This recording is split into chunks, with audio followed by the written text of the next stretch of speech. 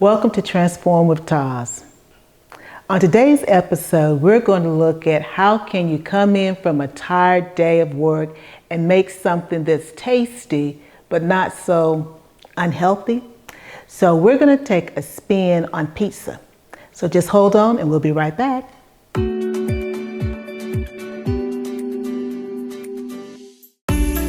Dr. Teresa A. Smith, also known as Dr. TAS, Graves' disease and gastric sleeve surgery protein-focused home cook and talk show host, feeds your physical, mental, and spiritual body. Time to transform with TAS.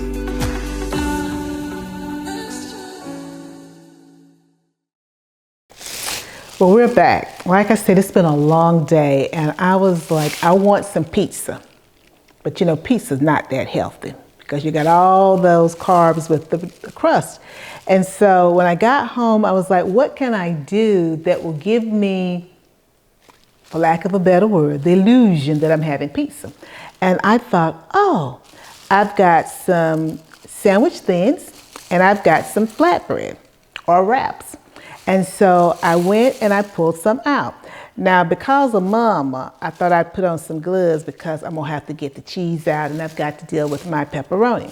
So the first thing I'm gonna do is I'm going to put some marinara sauce on our wrap and our bread. Now, I'm gonna tell you, you do this how you feel like doing it. I'm starting in the center and I'm trying to spread it out. Now, some people may like bread with their marinara, crust with their marinara. I don't like too much, but I'm gonna put that there. Now, I will tell you this, I actually made the marinara sauce. I used a can of tomato sauce. I put Italian seasonings. I used some onion powder, garlic powder, and let me tell you, it was tomatoes, so we had to cut that. So I put 1 pack of artificial sweetener because, I had to cut that acid some. And I don't think I put any black pepper in here. I thought about it, but then I thought, oh, folks may not want black pepper, even though you guys aren't eating it. I thought, nah, so I wouldn't do that. And so I'm just spreading this out. And, from time to time, I'll just walk in and it's like, I want pizza. And I've bought frozen pizzas that are healthier versions, and they're okay. They're okay. But, I think the fact that I love to cook, and if I can't have the brand of pizza that I want, then let me at least make some pizza myself. And that way it's sort of giving me some of what I want. So for the little pizza, I'm going to put turkey pepperoni on there. And I'm not gonna be stingy with it, but we'll see how many slices I'm gonna put on here. Turkey pepperoni is really quite healthy for you. I eat turkey pepperoni all by itself. You don't have to have it on anything. It's good by itself. Some folks may eat turkey pepperoni and have a cracker. Now, I will tell you this, I'm putting more pepperoni on here than what I would normally put, but that's okay. Because this is a healthy meat and it's fine.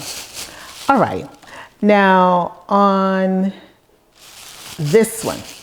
This is some shaved beef that I just happened to have in the fridge. I'd made fajitas, but I didn't show you guys about my fajitas. I'd made fajitas and I was like, okay, I've got leftover meat. Well, since I've got this leftover meat, why not use it as my topping for my pizza? So I'm gonna put some of this on there and we're gonna spread it around some.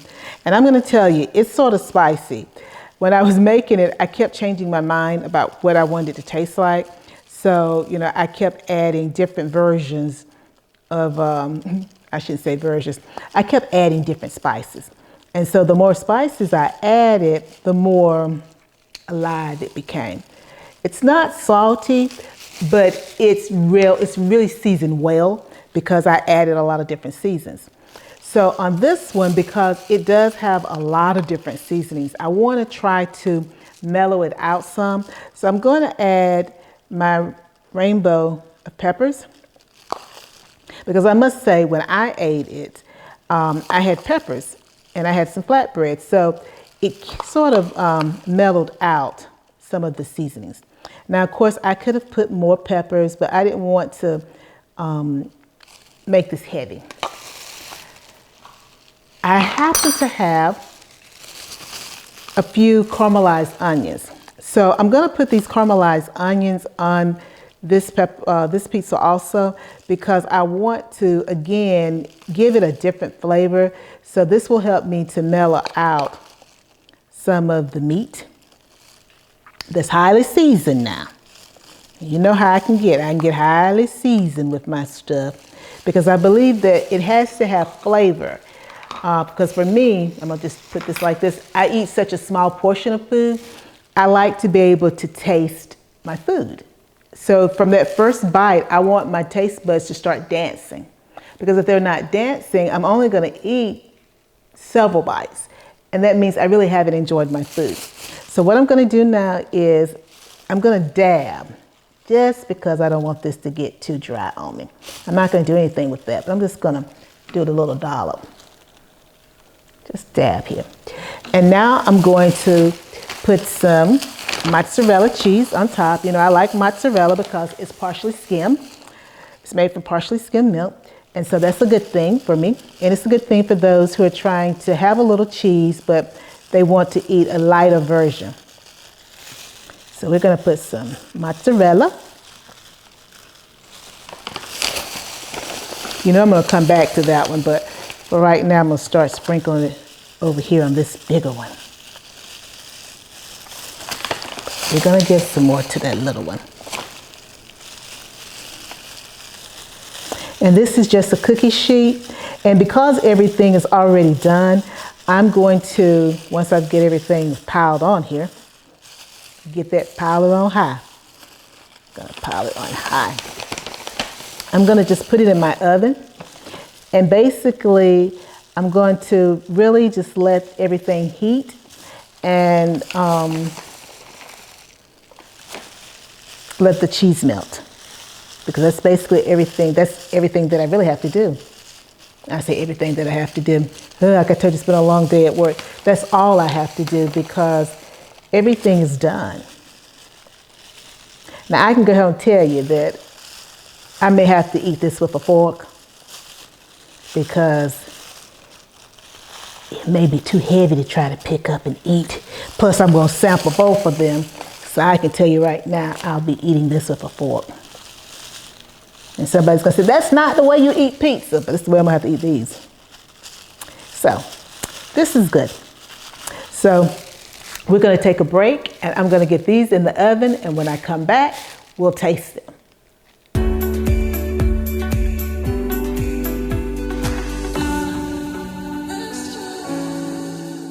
Welcome to my kitchen today. I am so excited whenever I have an opportunity to sit down and talk with my friends. Today, I have Dr. William Shane Hesse, and Shane is from Arizona.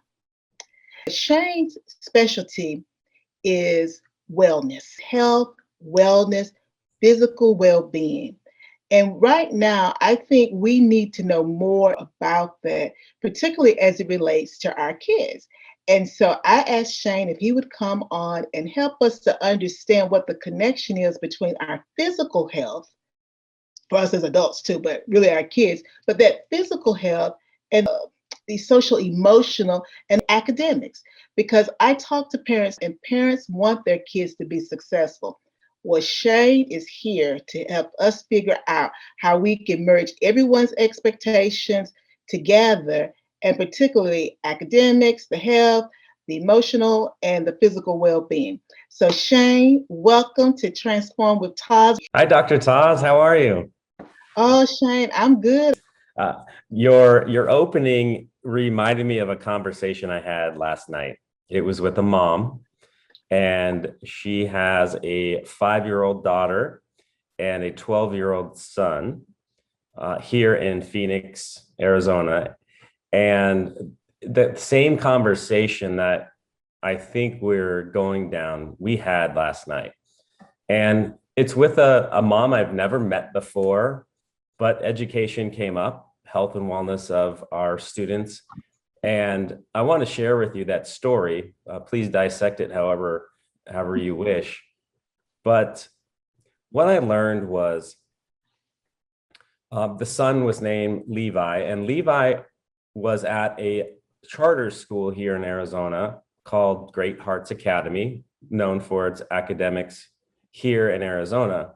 And the headmaster had brought Levi into the office of the mom and said, Levi, we're really concerned with your behavior in class. You seem to be a little more fidgety. Your focus isn't where it needs to be. And mom had little or no clue about what happens every day in Levi's classroom. And so when we really broke this down, Levi had went into the office and they tested Levi. And Dr. TAS, guess what their findings were with Levi? And I say this because I am certain there's other parents out there that are nodding their heads like, hey, that's my son. My son is a little fidgety. My son can't sit still very often. Take a guess on what the headmaster, his findings were about little Levi. Well, I'm afraid to say, I don't want to be stereotypical. Did they think it was ADD, ADHD? Was it that? I think that's why they first started talking to him. And it's not, and mom knew, there was a little bit of that there, but their findings was that his IQ was off the charts. As I was going to say, he was bored to death. He was bored. Mm-hmm. So the headmaster didn't have a clue. The teacher didn't have a clue. And I look at the foundational principles of our teachers out there. And as an educator myself, I see this, but I think knowledge is key sometimes. And I think we have to understand the foundation between hope, engagement, and health and wellness of our kids. We have to look at the whole child concept. We can't look at the child from the neck up. And I look at that mistake of that teacher and that mistake of that headmaster, that's what they were focusing on. And the conversation I had with Levi's mother was, Levi is strong. Levi has hope.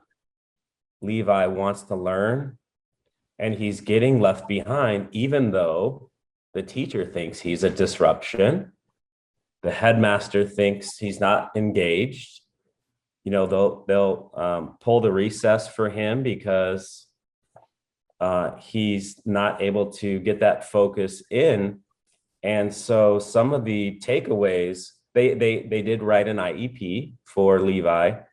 And I asked the mom, I said, on that IEP, is there anything that discusses the health and wellness of the child? And she said, no. So they talked about extended test time and being able to write his answers out.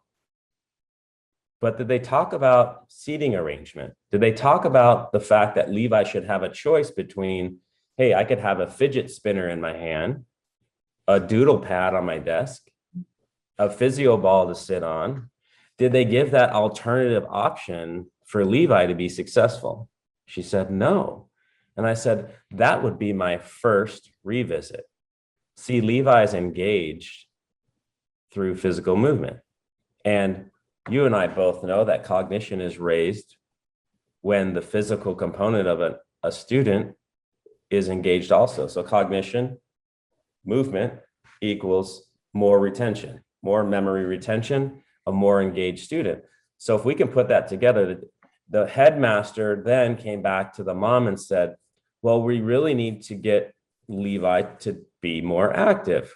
So mom agreed, and they agreed to give him a few minutes to be more active in the classroom. And I said, let me guess. The setting of the classroom is rows, perfectly uniformed, teacher desk, and students all in one mode. But you and I both know that all our students learn differently. Mm-hmm. And poor Levi got left behind for a little while But mom was so thankful that this is an opportunity for her and her son to continue to grow. She was going to move him to a higher level school for higher IQ kids. And I said, give this a shot first.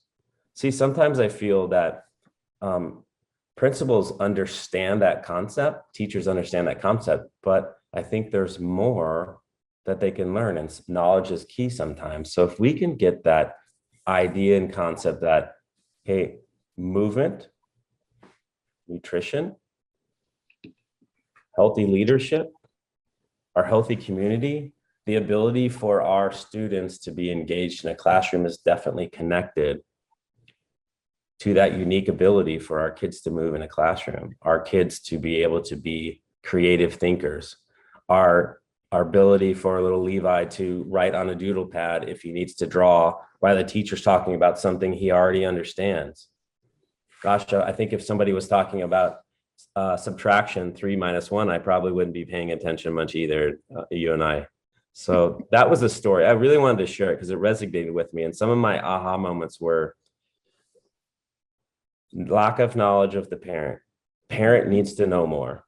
I think this show is going to be astounding for our parents and our communities out there, because this is going to give them some knowledge, and that knowledge is going to be power for them to fight for their kids in the classroom, instead of them following what they think is conformity of education today. And if we're going to revolutionize America's education to be more healthy, to be more engaged, and give our kids hope, then we need to provide platforms for students in every classroom that allows them to be individual thinkers, to be able to move if they want, to be able to choose their environment in their area that helps them be engaged. And you'll find a more successful student that wants to be at school. So I just wanted to share that because it was fantastic. I think it fit right into this. Shane, thank you for sharing the story of Levi. Let's just back up just a little bit, because you gave us so much in this one story that really is happening in real time. Now, your background is physical education. I think sometimes my physical education teachers get a bad rap.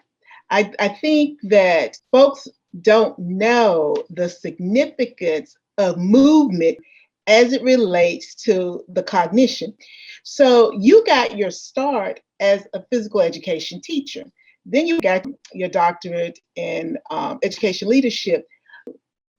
What was it that really ignited the passion for helping others to see the connection between physical health and student achievement?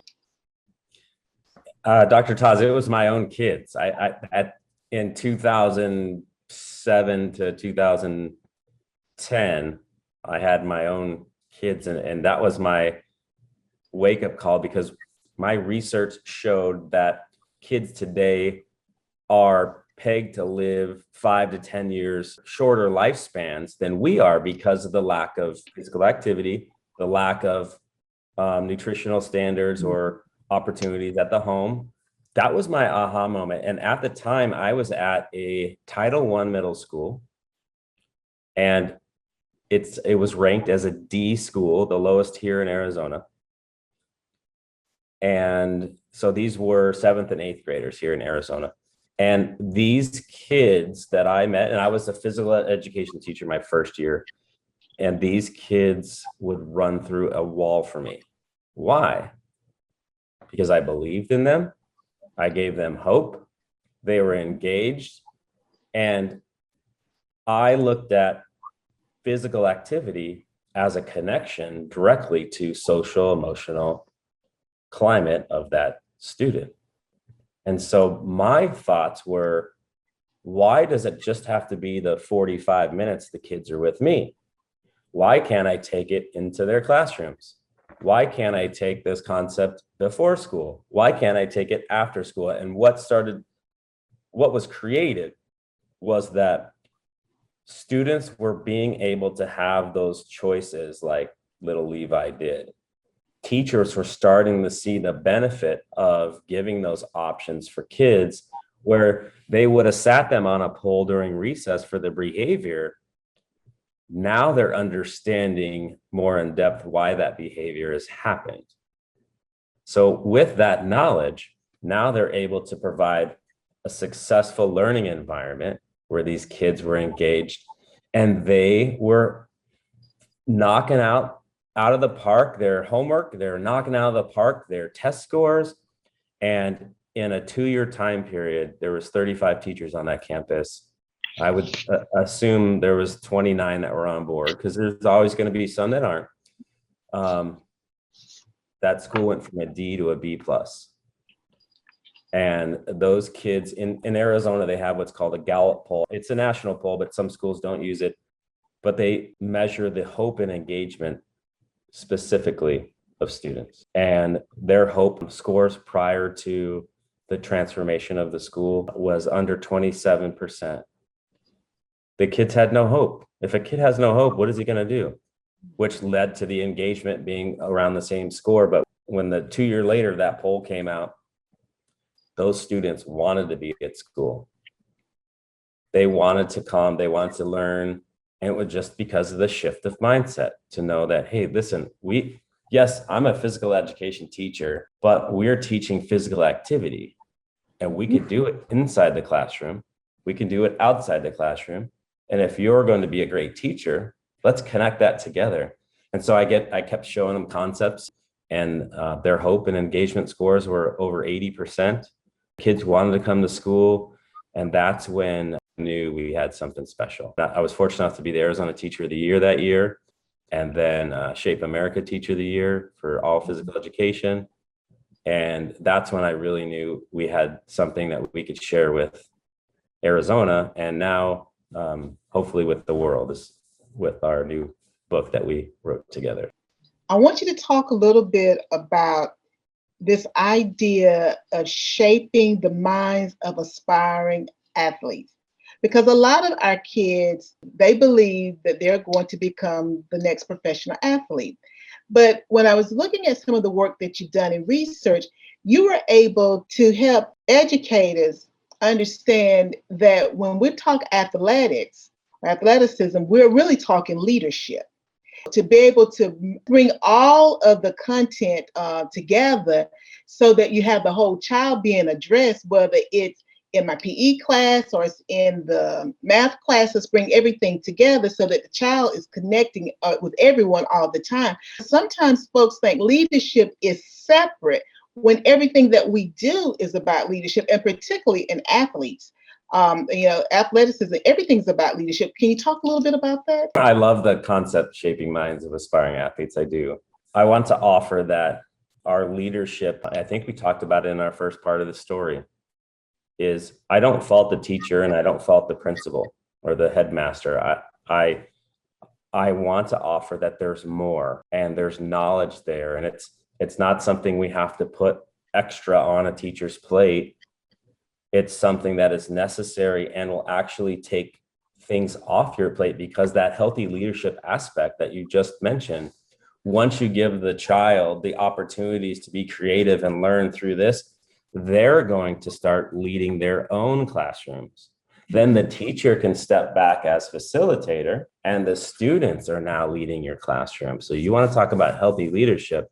Let's give the kids opportunities. It's not a dictatorship in that classroom, and we have to connect with those kids. So healthy leadership is very important to me. And I think to finalize that question is, it doesn't matter if it's a physical education teacher and they want to do the interdisciplinary approach with teaching, which I encourage.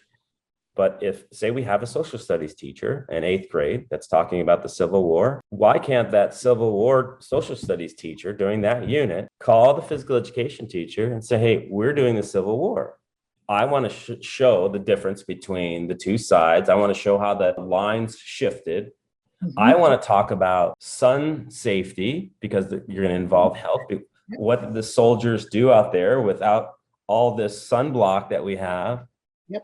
And nutrition. And then they could bring it into that PE classroom, and they could have like capture the flag. They could do different games that are physically active, but it shows the movements of the troops. And then they can have that lecture about nutrition, and they can have the lecture about sunset. They can embed it. And so you could do this concept with anything. And it doesn't have to be, just PE teacher putting movement in the classroom, because if we're talking about social emotional learning, we need physical activity, we need nutrition, we need healthy leadership, we need our community to be healthy.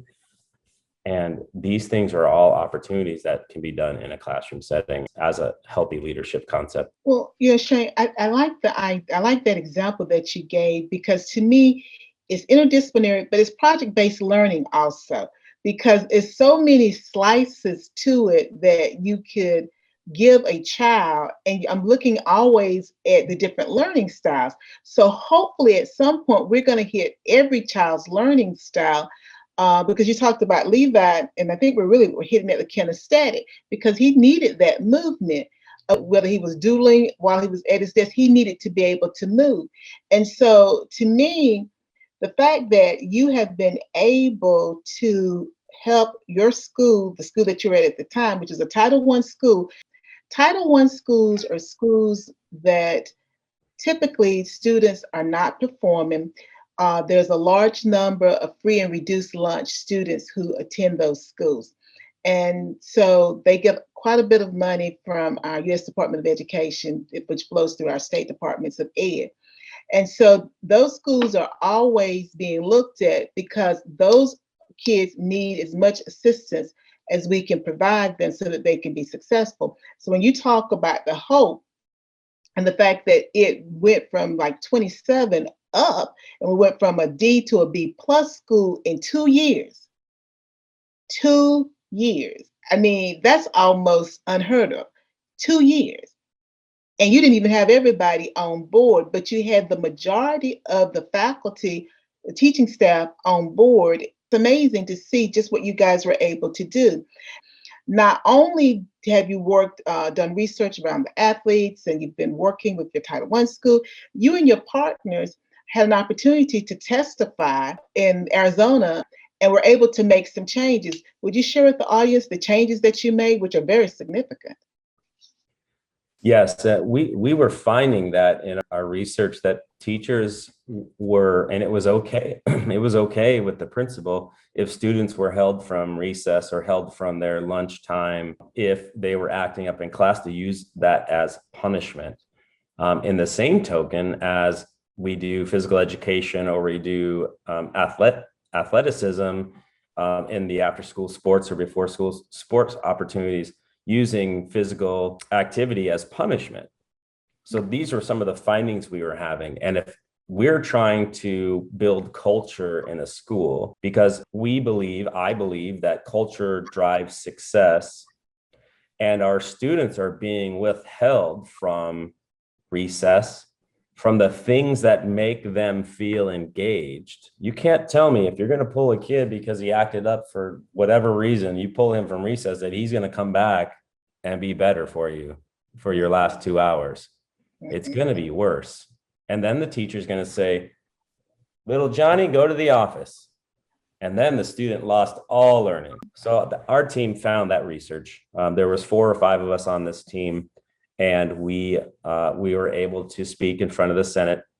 And there's a recess bill that was passed because of this. And I remember this day specifically. If you guys have ever been to a Senate committee hearing, let's just say they're not really interested in listening. So I was the cleanup for our team, and our 3 other speakers went, and we got a certain amount of time. It was very short time, but in my time, I got to the podium, and there was one, I want to say there were 7 or 8 up on the board, and one was actually looking at me. Ooh. I had one on their cell phone. Yeah. I had 2 talking to each other, and the others were writing down. Does that sound like a classroom right now? Well, I'm not gonna answer. I almost said it, but And so I very, very quick, I said, hey guys, Dr. Hesse, how are you?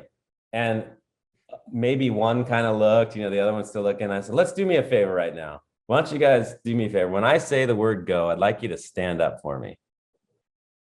And this, he gave him an elbow, and then a couple of heads look, and I said, okay, you guys ready? I want you to stand up, and all I want you to do is reach to the sky, and then you can sit back down. They all stood up.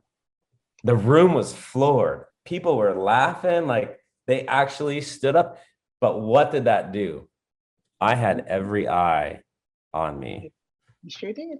And they listened to all of my speech, however short it was, because I made them stand up and move. But now their brains were focused. Like, who's this guy? Why did we just stand up? And I used that as an example of why recess physical activity is so important to our kids. And I think that was their aha moment of, we can't take this away. And that little stretch we just did, that focus we had. And so now in Arizona, every K-5 institution, private, public, charter, has a minimum 2 20-minute recesses per day. And so I attribute that to our team. We had a great team, and I was just happy to be a part of it and transform Arizona. And I hopefully we can continue that mission. And you and I are with what we're doing. And I applaud everybody. So. Well, thank you, Shane, because that to me is, and I didn't know all the backstory with it. I knew that you had testified, you and your colleagues had testified with the state Senate. But you're right to see them, because you don't get very little time, and they are multitasking. And to see that you guys have prepared to, and you got a time limit, and then they're not even listening because they're doing other things.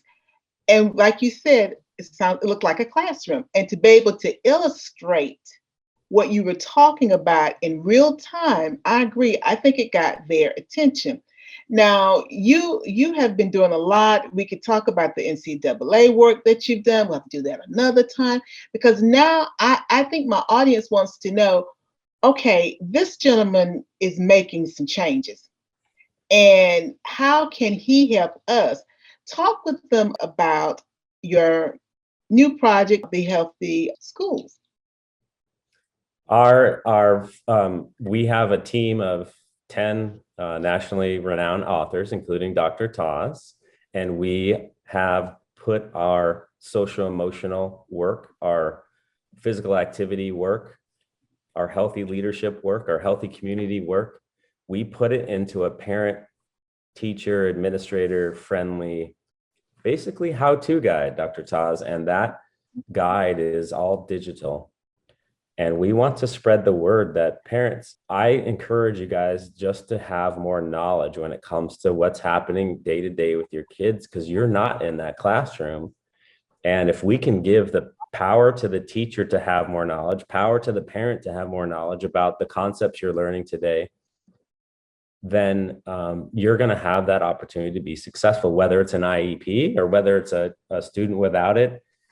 Being able to have that foundational principle to keep your child more healthy in a classroom.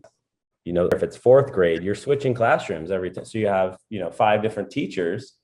And so we want to really hit the mark with students. You need to understand what helps you be engaged.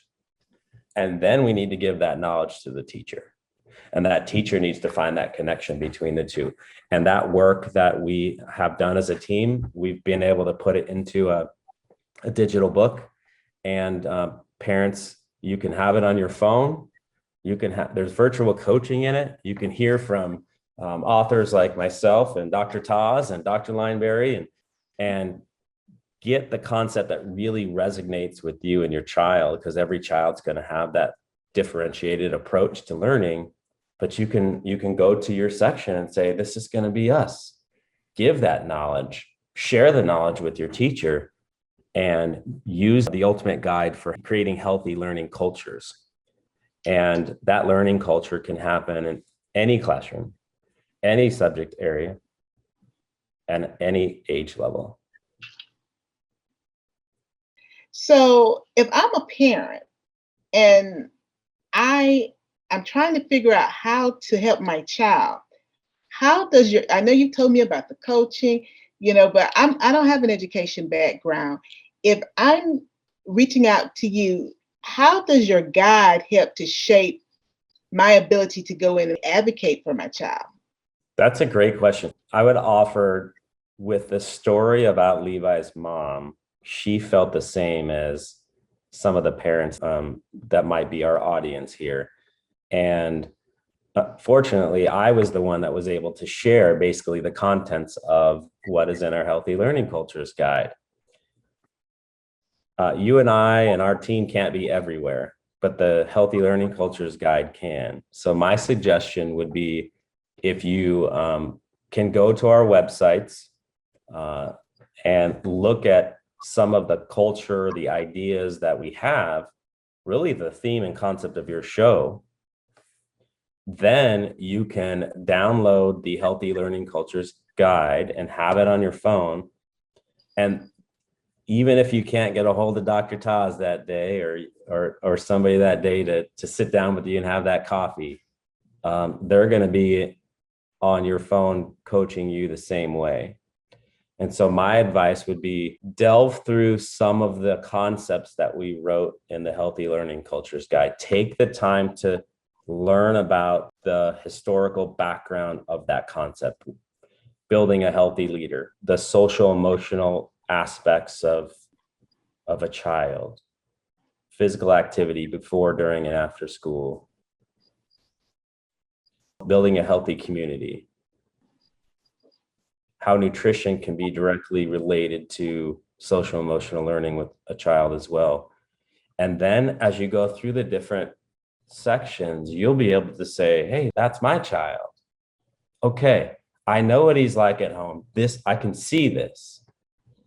Then you can go through some of the activities with your child, and she or he will resonate, click, and you'll say, gosh, okay, this is where my child is. Now, how can I get it to my teacher so she knows how my child is? Because one of the things that Levi's mom brought up, Dr. Taz, was, this wasn't just about Levi.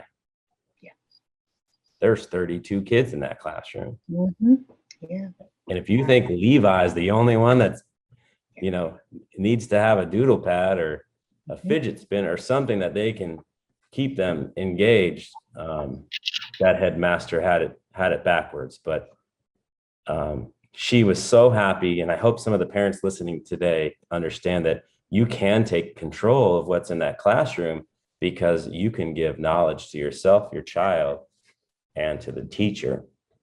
And that was my ultimate takeaway, because she said, thank you for enlightening me today.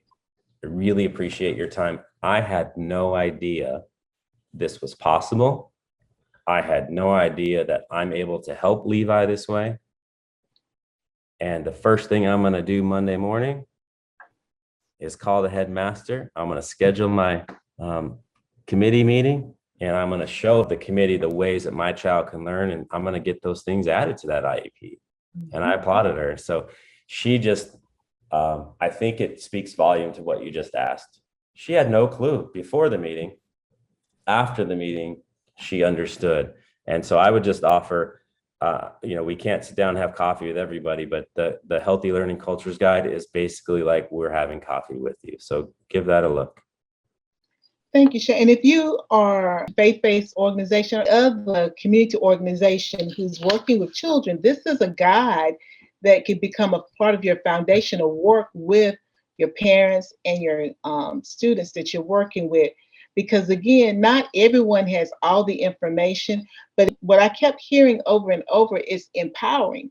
We're empowering the parents, we're empowering the students, we're empowering the teachers, we're empowering the administrators. We're empowering the whole community to help those kids.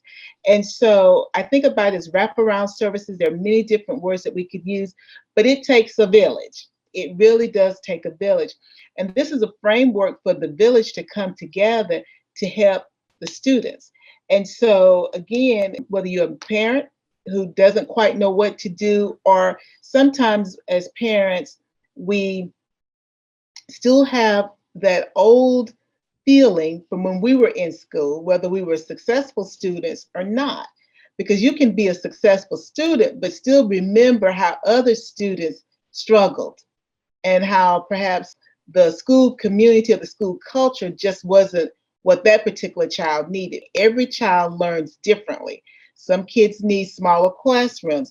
Some need additional work. It's about trying to figure out how we scaffold that child's learning, regardless of where they are in the process.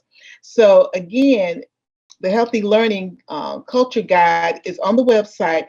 Now, Shane, I'll be inviting you back, and I want to talk about nutrition. Our kids' life expectancy is 5 years less, but it was 5 years less at that time than what adults are, and that was because of their activity level and then the nutrition. And we know, of course, that there are more kids being diagnosed with diabetes at an earlier age.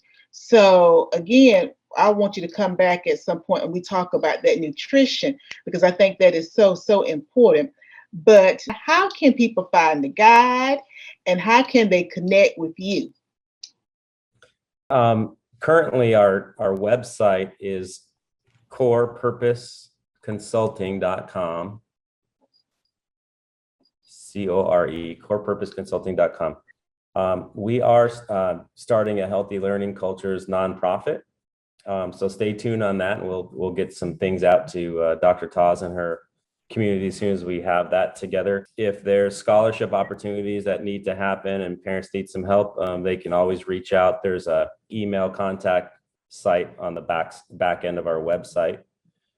The other opportunity, if you want to read some quick blurbs about us and get a feel for myself and Dr. Taz and some of our other experts, if you go to AZ, Arizona, AZ Ed, that's ED, azednews.com, and then you can put in the search box any of our names, Dr. Hesse or Dr. Taz, and you'll see a list of articles that we have written together, and it touches on it. And it has links to some of the websites and the guides on there. But those are some quick reads if you want to get through there. Lastly, I would just offer that if it's something you believe, your child will succeed. And sometimes it's just finding the crosswalk to get there.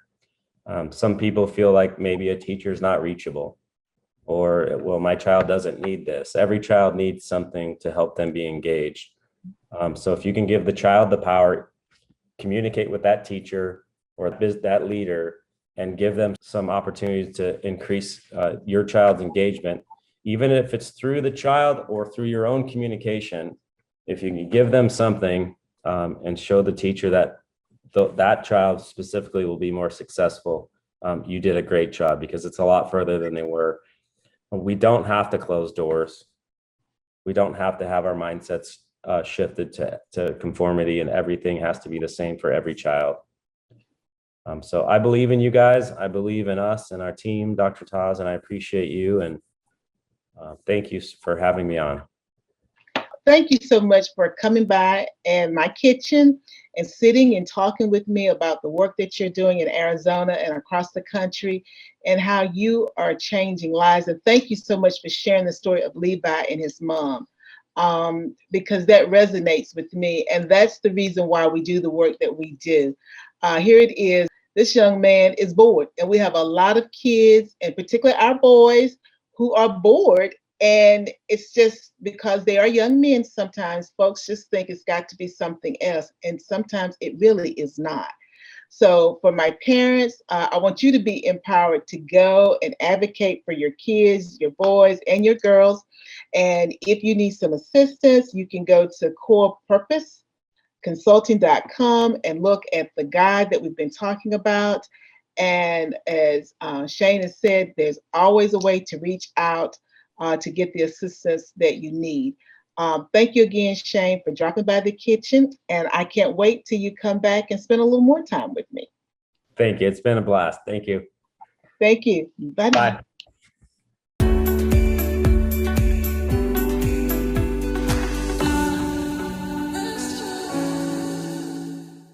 We're back, and I've got my pizza in front of me. I've got the small pizza that is made on sandwich thin.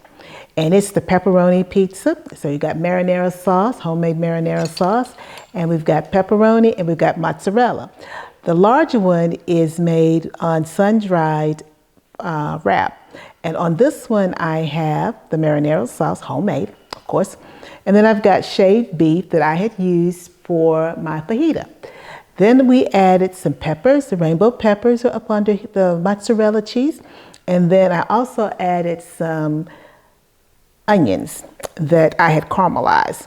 So let's see what this tastes like, because I've not tried it. So we're going to see. But I wanted some pizza. But I did not want to stop at any other commercial pizza joints. So I only have one fork. So what I'm going to do is, because I don't want to double dip, even though people say double dip, what I'm going to do is I am going to slice my little taste samples beforehand. And that way, now this is not the way you're supposed to slice this, but this is the way I'm going to cut it, because I'm only going to get a little bit. So for those who are working in the crew, they get a chance to have my food once I'm done. So they'll still be able to get a nice couple of slices out of this pizza here, because I'm just going to take out a little small slice. And they can have big slices. And what I want to do is bring it all to one plate, since I am going to actually, ooh, there's an onion. Since I am going to actually try it. So we're going to slide that there. Going to slide that there. And we're going to use my little wheel here. And we're going to try this. Okay. This is the pepperoni.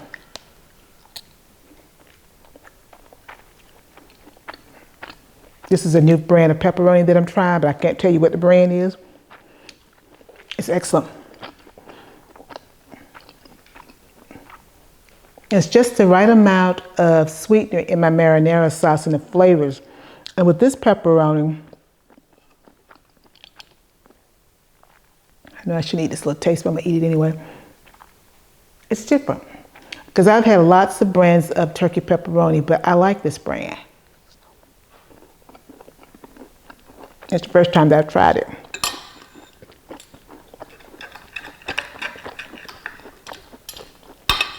So now, what we have in front of me is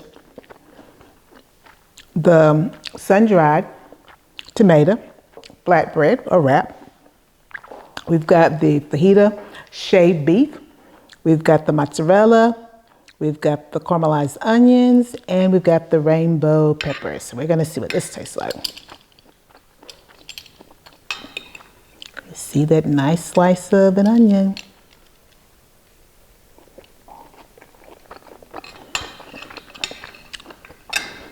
I like it. I'm sure you can hear me crunching. So you're hearing the fact that my onion was not really soft. So it's giving me that texture difference along with the flatbread. I let the flatbread stand as long as I did because I wanted to make sure it was crunchy.